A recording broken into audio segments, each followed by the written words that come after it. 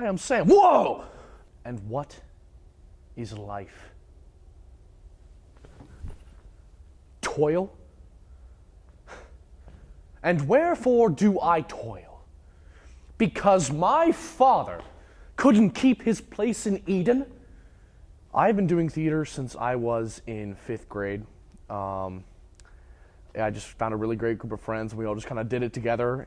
We were all part of a program called Super Saturday. It was classes for gifted kids down at UC Otis campus on Saturdays. And we kind of formed our little group, and we just decided to take this class just on a whim, and it turned out to be just one of the most amazing experiences of my life. And I'm still friends with those guys today. We're still really close. We made up a whole lot. And from there, my love for theater just evolved. And I started getting into it more and more, doing shows, learning about, the ways of how theater works, and loving every minute of it. Surely to produce destruction cannot be a task of joy. I chose NKU because I knew it had an amazing theater program.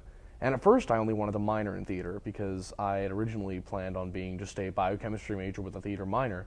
But NKU was actually really good to me, gave me some great scholarships, and allowed me to become a double major and just change my minor to a major, because theater is really what I love.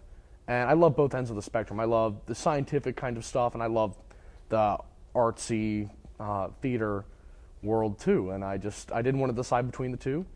And I came here, and it's Glee real life every day.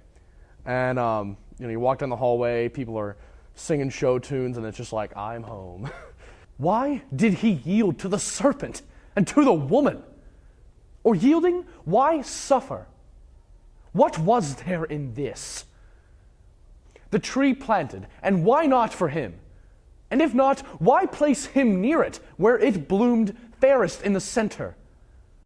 In 5th grade, I was diagnosed with Tourette's. And that was around the time I actually started doing theater. And it was really a shock to me, kind of. I didn't really know what they were talking about. I'd always been, they said I did weird stuff, and I just didn't really notice it. I just kind of do it and, just say weird stuff, and I didn't really know why I said it. I just kind of did. Or Twitch, I thought that was just I thought just kind of a little anomaly in your body or something. What Tourette's is your brain is firing off false signals to your peripheral nervous system. So if one of my tics, I sometimes fling my arm out. My brain is sending a signal to my biceps and my triceps and my finger muscles, and it's saying I was telling it to do this. The thing is, with Tourette's, they don't really know how to treat it. It's a growing field. I was actually first treated with antipsychotics, typically used for schizophrenia. And that's how they kind of treat Tourette's in kids and adults. But it took a while to find something that actually worked for me. And it was only actually a couple of years ago that I found a great doctor who kind of specializes in that. Not that my other doctors were bad, they just don't have a lot of experience with that subject. And when I was diagnosed with Tourette's, I thought things were going to change a lot. And I think one of the reasons that I really love theater is because when I'm on stage, I don't take it all. It's something with the chemistry in the brain. Whenever I'm on stage, something kicks in, and I don't know if it's focus, dopamine levels, something like that. Something with the brain chemistry just keeps me from ticking. And I guess that's kind of what I love about theater, is that you can do anything and still be normal. I've never met a more welcoming, more exciting group of people. And twitching or shouting is nothing in comparison to breaking out in show tunes randomly.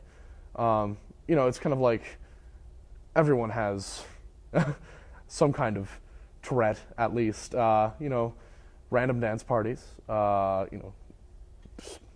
You walk down the hallway and somebody will just burst out into The Hills Are Alive at the sound of music. It's I feel like I'm among my own people. It's almost like I felt normal. Tourette's is actually more common than people know.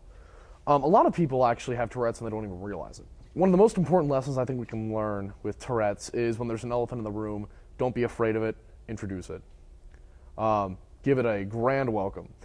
When I tick, I'm not one of those guys who puts his head down and acts all ashamed and like, oh my gosh, I just did that in class, I'm so ashamed. I don't think there's any shame that needs to be associated with it. I always say, God has a sense of humor. He decided to give me a defective nervous system. We'll see what tomorrow brings.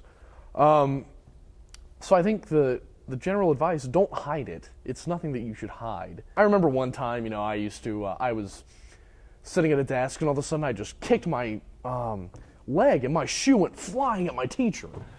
Past her head. And I was just like, oh, dang it, I missed. And, you've got to use, it's kind of like catching an egg. You get an egg thrown at you, use the momentum you got, and you throw it back, Tourette's is always there for you in those little awkward moments in life to make things easier. I find that people overestimate the disability and they underestimate the person.